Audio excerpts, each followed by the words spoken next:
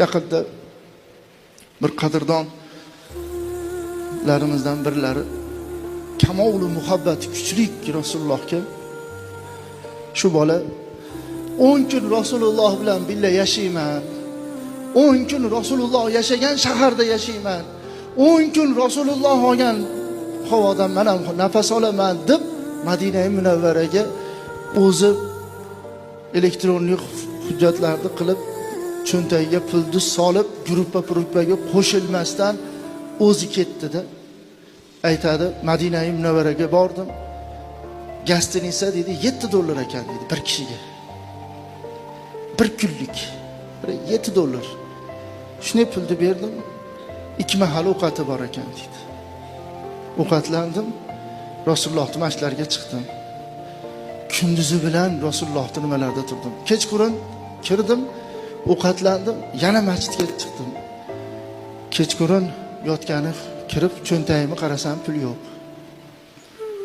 Tushirib qo'yibmanmi? Nima bo'ptiki yo'q.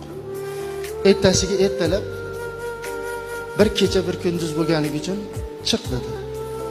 Pul yo'q. Qayerga borishimni bilmay to'g'ri Rasulullohning masjidlariga bordim. Hech qayerga qaramadim. To'g'ri masjidlariga borib, bitta ustimni tagida o'tiraverdim dedi. Sallallohu alayhi ya Rasululloh, assalatu vassalamu alayka ya Rasululloh deb salovat aytib, zikr qilib, namoz o'qib, tahorat bo'lsa chiqib, yangilab, chanqasam o'sha yerda turgan zamzamdan ichib 3 kun o'tdi-da dedi. Qarang, 3 kun o'tdi-yu, issiq ovqat yo non-pon u qoringa kirmasa qaltirar ekan odam dedi. Oyoq qo'llar qaltirashni boshladi dedi. İçimden deydi bir o'y keldi deydi.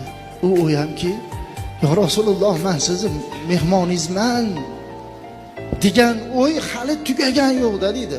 Qarang, "Men sizni ya Rasululloh mehmoningizman" degan o'y keldi-yu, hali tugagan yo'q. Yelkamni bitta odam shuni ushadi deydi.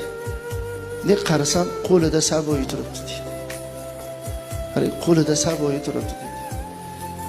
Yarim nimada sharbat 2 mi 3 ga bo'lingan bo'lichka, ichida falkaga o'ralgan oq po'kay oshni tepasida tovuqni go'shti deydi. Haligini qovuri chiqyapti deydi, ochsam deydi. Rahmat aytaman deb qarasam yo'q deydi. Ketib bo'pti deydi. Sekin chekkaga olib o'tib, bu burchakroqqa borib olib yedim deydi. Yappani ko'zimdan yosh oqyapti-da. Yappani ko'zimdan yosh oqyapti. Shuncha